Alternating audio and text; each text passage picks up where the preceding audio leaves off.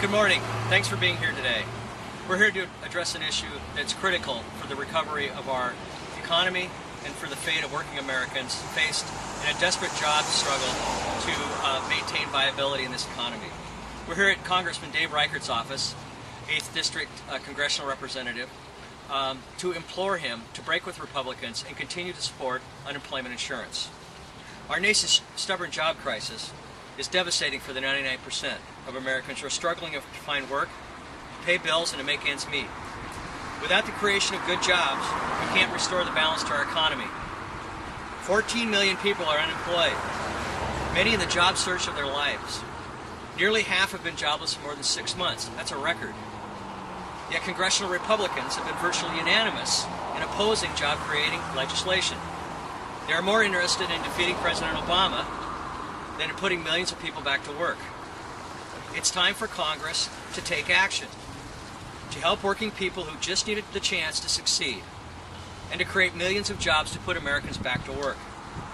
For many job seekers, unemployment insurance is the difference between hopelessness and a place to live, food on the table, in the toughest job-searching environment in our generation. But unless Congress acts, millions of hardworking Americans will be cut off from the emergency lifeline of unemployment insurance at the end of December. And the same lawmakers who want to pass legislation to benefit the wealthiest 1% of Americans want to cut off emergency unemployment benefits. Those who think we can afford tax breaks for billionaires should be among the first to support unemployment benefits for those who can't find a job in this economy. Politicians who refuse to solve the job crisis and extend unemployment insurance are engaging in politics to benefit only the greedy 1% and risk America's economic recovery. We need to spur the economy to keep it growing. Maintaining the unemployment insurance program does that. Jobless benefits go straight back to the economy. They support local businesses, help create jobs, and reduce the demand for public services, which in the long run cost taxpayers less. Congress has to put politics aside and do what's right for Americans who've lost their jobs and are struggling to survive in this economy. And that depends on action now to remedy this situation. I'm joined by people who've been affected by this economy. And I'd like to ask Lee Best, President of Local 440, to come up and share his words. Lee? My name is Lee Best. I'm the President of Labor's Local 440 and a working field hand. I am currently unemployed and have been for at this latest juncture a couple months. I've only worked 600 hours in this last year. Without the current extension I am now on, I would have already lost my home. My parents are 70 years old, disabled, would be on the street. Can't urge you enough to pass this. Give us a chance to keep a quality of life, keep some dignity. Thank you. Thanks, Lee. Now from the iron workers, I'd like to introduce James Henry. James? Thanks, man. I'm James Henry. I've been an iron worker in Local 86 for about 11 years. I've never seen our industry as bad as it is today. Over the last year, I moved out to New York to work, and I was there for approximately 6 months. Even with that work, my unemployment insurance is about to run out. I have approximately 4 weeks left. Currently, I'm behind on my mortgage, 3 months. I have a newborn baby girl, and without the extension that's available to me next year, it's going to be a devastating situation for me. So we're hopeful that the extension program is going to continue on, and that's it. I just hope the best. Thanks, James. We're joined by a community member who recently benefited from UI, is working again, but was helped by this critical lifeline. Leona Henderson, would you speak, please?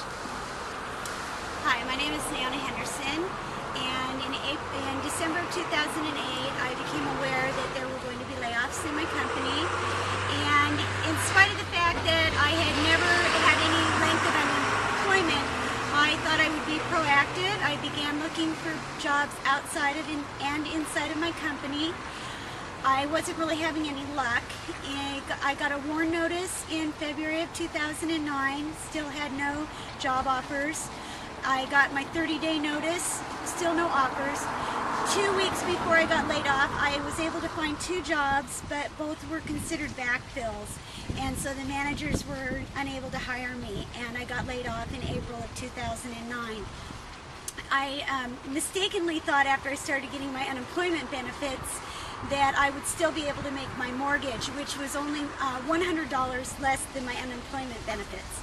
My husband was also laid off, and so a month later I went and applied for the Affordable Home Mortgage Program, and my mortgage was cut.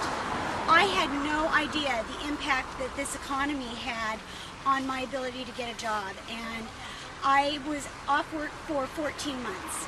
Now, with the unemployment extension that I was able to get, I was actually able to get into the Affordable Home Mortgage Program and keep my home. I really urge you to consider extending these unemployment benefits. Had I not been able to get unemployment extension, and my husband as well, I would have lost my home. And I'm sure you've heard people say I'm just one paycheck away from being homeless. For many people that will become a reality. I was not living a life of luxury. I was at the food bank. I had to get other services to help keep my utilities on, and I was actually financially ruined as a result of this. I looked for work every day for 2.5 years, and I was able to get into a contract position from which I was also laid off from, and eventually did get to go back to work to my company that I was originally laid off from. I work for multi-million-dollar companies. I have a good education, and I still couldn't find a job, and it wasn't for lack of trying. So there's many people out there that will be devastated if their unemployment benefits are not extended, and it's not for lack of trying. I really urge you to consider extending these benefits. There just will be many people devastated by this. Thank you very much. Thanks, Leona. And finally, we're joined with the Director of Operation Military Family, Mike Schindler. Operation Military Family works with military service members and their significant others to strengthen their relationships, prepare them for multiple deployments, and reintegration into civilian life. Mike? Thank you. Well, I think obviously this issue of unemployment is a big issue. It's something that has to be looked at seriously.